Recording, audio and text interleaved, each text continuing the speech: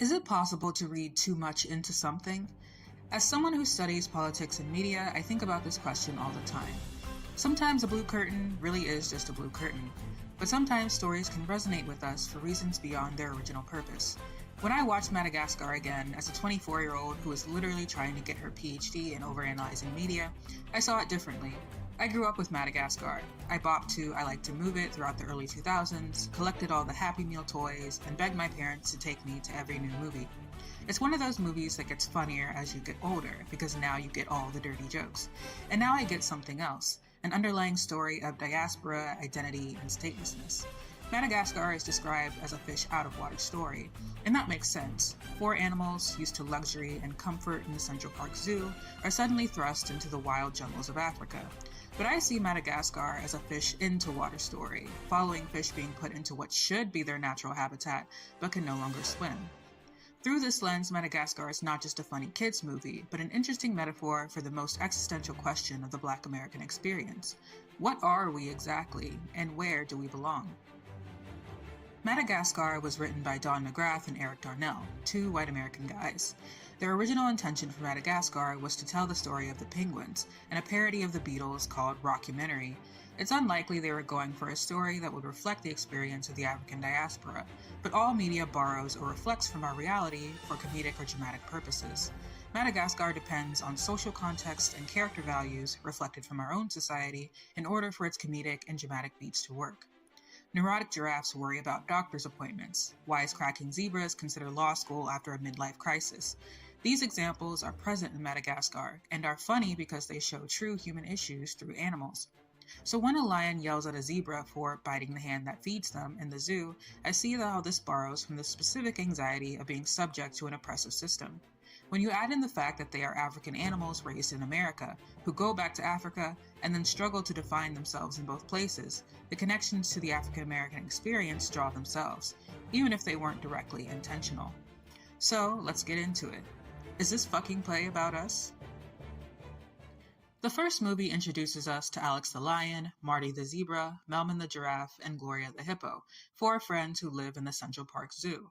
Although they have everything they need, doctors, steaks, adoring fans, and birthday cakes, Marty dreams of going to the wild. His daydreams are inspired by the mosaic of an African jungle outside his pen. On his 10th birthday, bored by the repetitiveness of life in the zoo, Marty expresses a desire for a life beyond it, and believes he will find satisfaction in going back to Africa. Come on! Just imagine going back to nature, back to your roots, clean air, wide open spaces! Marty has been looking at this picture of Africa his whole life. It exists in his imagination as something he was taken out of, something that will finally make him whole. Africa has been a source of spiritual and political wonder for generations of African Americans. Our general understanding of Africa tends to be romanticized or demonized by American media, from the epic popularity of The Lion King to the stereotypes of coming to America to starving children advertisements. Throughout African American history, debates on whether or not we should go back to Africa have persisted. After slavery, the country of Liberia was established for formerly enslaved Africans to return to the continent. The Black nationalist Marcus Garvey's efforts with the Black Star Line, designed for African Americans to emigrate back to Africa, were ultimately fruitless. During the Civil Rights Movement, figures such as Malcolm X, James Baldwin, and John Lewis traveled to Africa to encourage collaboration between African Americans and Africans in fighting colonization. More recently, we are seeing new waves of Black Americans moving back to Africa, encouraged by initiatives such as Ghana's citizenship program. The very idea of going back to Africa, leaving America, is a product of a radical imagination that denies what we have been told growing up, that America is the best place for us, and that one day America will truly accept us. Marty subscribes to a radical imagination that believes a better life is possible in a place undefined by feeding schedules or fences. His friends, comforted by these structures, struggle to understand him. All of the animals in the zoo live a life of captivity and performance. Every day they perform for the crowds and are fed and tended to by zoo staff, and so it is hard for them to imagine that there could be anything better. Their imagination is limited by their environment. This conversation reminded me of many African Americans' reactions to the idea of living outside of America. Doesn't it bother you guys that you don't know anything about life outside this zoo? Nuh-uh. Nope. Recall Plato's allegory of the cave. Three prisoners live in a cave, chained to the wall. There is a constant fire behind them, casting shadows as people walk by. The prisoners cannot see the people, only the shadows and the sounds they make. This defines their reality, and all they believe to be possible. When a philosopher tells them that the shadows are not actually reality, but distorted reflections of reality, the prisoners don't believe him. They call him crazy. If the zoo is the cave, then Marty and the penguins are the philosophers. Marty and the penguins appear to be the only ones who dream of freedom. In the first movie, the penguins are trying to get back to Antarctica. Alex describes them as psychotic, and so Marty's similar dreams of going back to the wild are placed in the same category. If the radical imaginations of Marty and the penguins, daring to desire a life outside of the comforts and captivity of the zoo, are psychotic, is it sane to continue performing? Alex, the king of New York City, is the main attraction of the zoo. His loyalty to his position, or rather his captivity, is what pits him so strongly against Marty's yearning for freedom. If Marty is the radical Black American who imagines that Africa will provide freedom, Alex is the successful Black American who believes America is the ultimate freedom.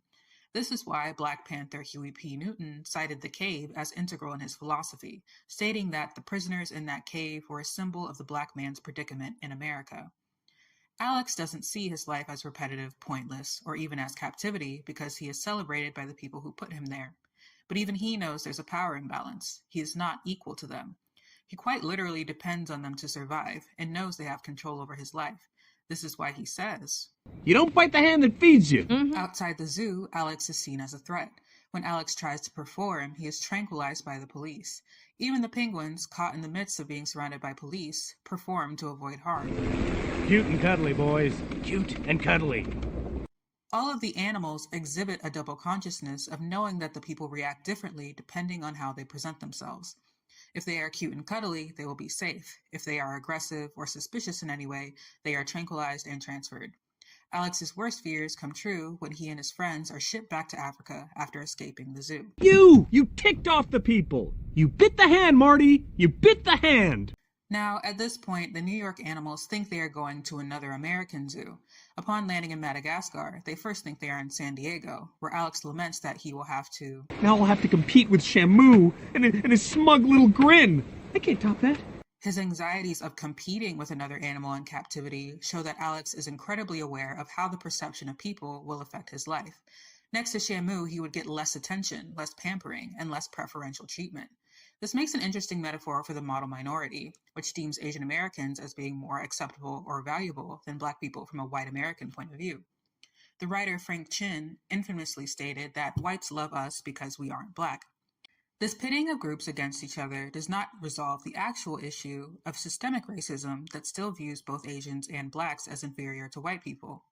Despite the fact that he and Shamu would still both be in captivity, all that matters to Alex is, ironically, being the big fish in the pond. But if you've seen the documentary Blackfish, which shows how orcas in parks such as SeaWorld suffer from madness and depression to the point of murder, then you know that captivity, no matter how pretty the cage or spectacular the tricks, serves no one. At this point of the film, the New York animals still see the people as the solution to their problem, despite the fact that the people were responsible for sending them there. We're just going to find the people, get checked in, and have this mess straightened out. Instead, they meet King Julian and the lemurs, the natives of Madagascar who spend their lives partying. Here we see the first interesting clash of cultural perspectives. Unlike the New York animals, the lemurs don't sing or dance for the entertainment of any people. In fact, all the people are dead. They are free from the double consciousness of the New York animals. But this also means they're exposed to the natural predators of their world without any human intervention. A common argument for the captivity of animals is the extended life under the care of humans. A similar argument has been made for the descendants of Africans brought to the United States. In his book, Up From Slavery, Booker T. Washington wrote that slavery placed us in a better position than we would have been in Africa. The 10 million Negroes inhabiting this country, who themselves or whose ancestors went through the school of American slavery, are in a stronger and more hopeful condition, materially, intellectually, morally, and religiously, than is true of an equal number of Black people in any other portion of the globe. This I say not to justify slavery, but to call to attention a fact, and to show how Providence so often uses men and institutions to accomplish a purpose. If we imagine Africa superficially, it would appear that Washington was right. We see this perspective justified when we witness the unforgiving realities of Africa through the What a Wonderful World sequence. Here, predator and prey are exposed to each other without any human intervention. Marty, Melman, and Gloria are traumatized by these realities as they watch a mouse be eaten by a snake and then attempt to save a duckling, who is then devoured by a crocodile. Alex is tormented by the elements as he leaves his friends behind, attempting to save them from the natural instincts that have been awakened by being in the wild. The harsh realities of the Africa that they were taken out of, or saved from, appear to show Marty that Alex was right, and that his radical imagination was actually about a foolishness. What have I done? This is a nightmare. Leaving the cave makes discomfort inevitable. When reality does not meet the expectations we set in our minds, we become easily disillusioned. Africa is not all that Marty expected it to be. Even the penguins, upon finally making it back to Antarctica, find it's not what they expected. Well, this sucks. So does this mean going back to your roots is pointless? Should they have just stayed in the zoo and been thankful for their captivity? Was Booker T. Washington right? Well, no. As the later movies show, leaving the zoo actually becomes the best thing for these animals. So let's finally take the plunge. Let's go back to Africa. Before I dive into the second Madagascar film, let's take another look at Washington's idea of slavery being a saving grace for Black Americans. His idea of a higher purpose to slavery is an attempt to explain why, on a cosmic level, it had to happen in the first place. Washington believed slavery made African Americans a tool of providence in redeeming the rest of Africa. This suggests that Africa has nothing to offer, but we cannot deny that through slavery, something valuable was lost. James Baldwin's famous quote, "To be an African American is to be African without memory and American without privilege," is often used to capture the feeling of in-betweenness that we endure. But I want to add another quote from his essay Encounter on the Seine. "They face each other, the Negro and the African, over a gulf of 300 years, an alienation too vast to be conquered in an evening's goodwill, too heavy and too double-edged to ever be captured in speech." Here the Negro is no longer just an African without memory, but something entirely different, a new identity separated, alienated from his African counterpart. The Negro was created, bred for strength and submission in slavery, then forced to assimilate and perform to survive, abandoning all that is African to be marginally accepted as American, a Frankenstein of circumstance, colonization, and perhaps cosmic cruelty, constantly in search of acceptance. The sentiment is shown in Madagascar 2, Escape to Africa through the Traveling Song by will.i.am. Take me to a place where they know my name, 'cause I ain't met nobody that looks the same. I'm a fish out of water lying out of the jungle. He a fish out of water lying out of the jungle. I'm a fish out of water lying out of the jungle. He a fish out of water lying out of the jungle. I need my peoples, take me to my peoples. In Madagascar 2, we learned that in Africa, Alex was named Alake. After being taken by poachers, Alex ends up in the Central Park Zoo with the other animals. Cut to present day, and the animals, attempting to get back to New York City, crash land into the African savannah. Here they feel like they've come back to the land of their ancestors.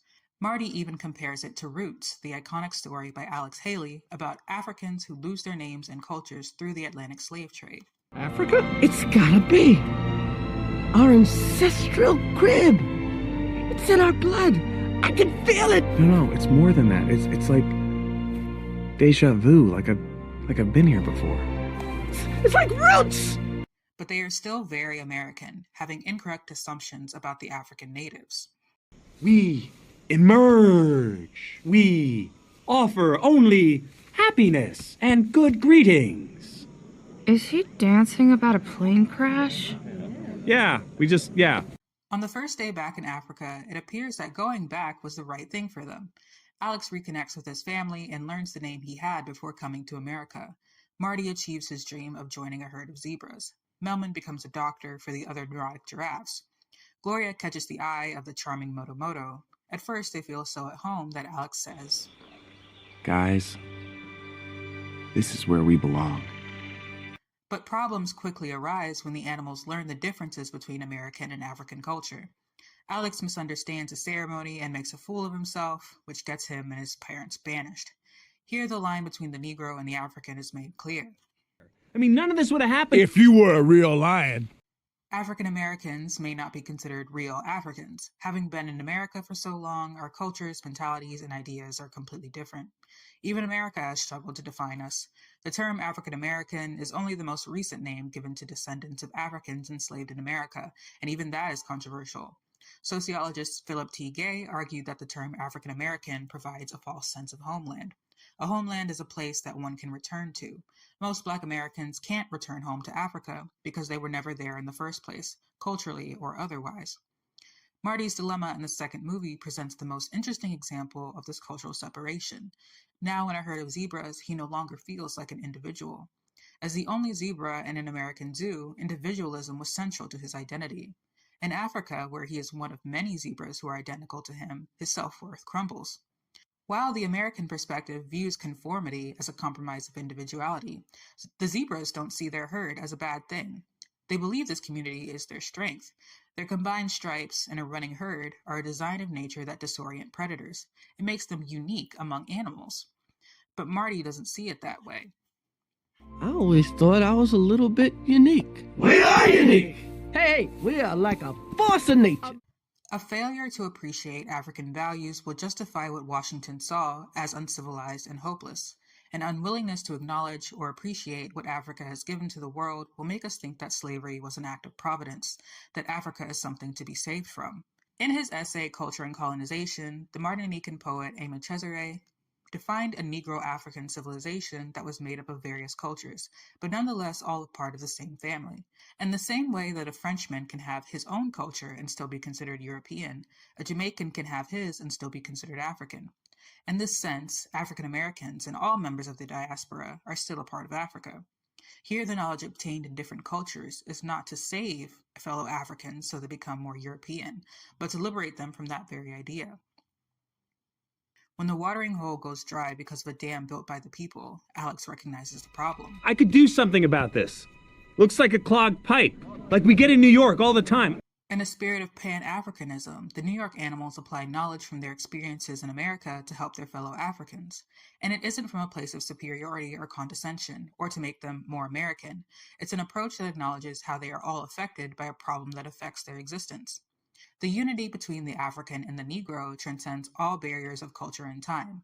The recognition of what each has to offer is what brings back the water, reconciles father and son, and convinces the New York animals to stay in Africa for a little longer.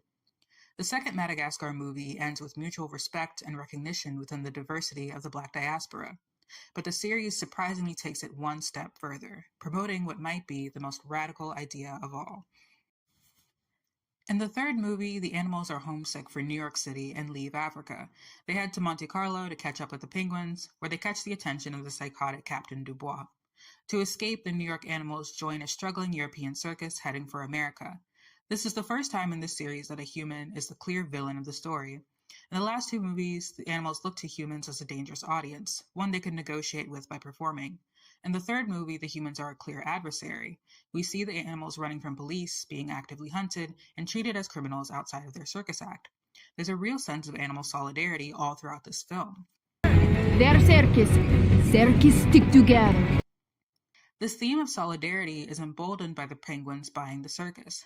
Now they have complete financial control of their livelihood. This new control extends to the actual performance. Instead of sitting, standing, and rolling over, as they did under the human circus master, the animals are encouraged, under the leadership of Alex, to be inspired by their own power. Because we've got passion. What does a human say when he's passionate? He says, I'm an animal. Well, we are animals. Under this new idea of fur power, which they plaster on the side of their train, their act becomes an animal-centered circus. Their passion is derived not just from entertaining humans, but from their own excitement about their abilities. That is why I loved it. Because I did the impossible. What is this life outside of humans' approval? A life without double consciousness, without watching ourselves as others watch us. In his 1964 speech on Afro-American unity, Malcolm X also discussed this idea of raw talent, life, and intelligence completely decentered from a European standard.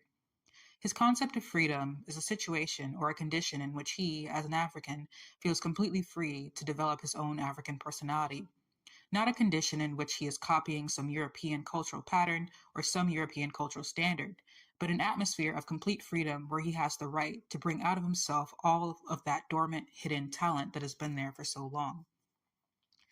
This is why, when the animals get back to New York, the nostalgia for their old life fades. The world is so much bigger than the one they knew. Huh. My rock looks smaller than I remember it. Look at the mural. Doesn't actually capture the real thing, does it?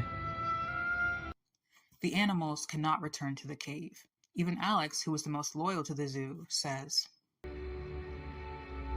Leaving the zoo was the best thing that ever happened to us. when they are captured and put back in the zoo, the barbed wire and extreme security are intended to keep them in the smaller world that they no longer want.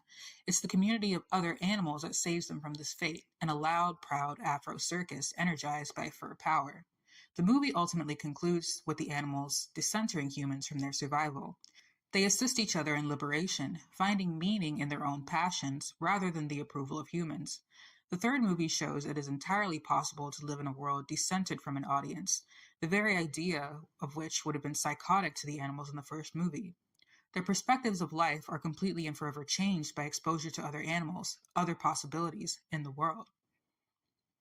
In an extended spirit of Pan-Africanism, the third Madagascar movie advocates for solidarity with other marginalized groups.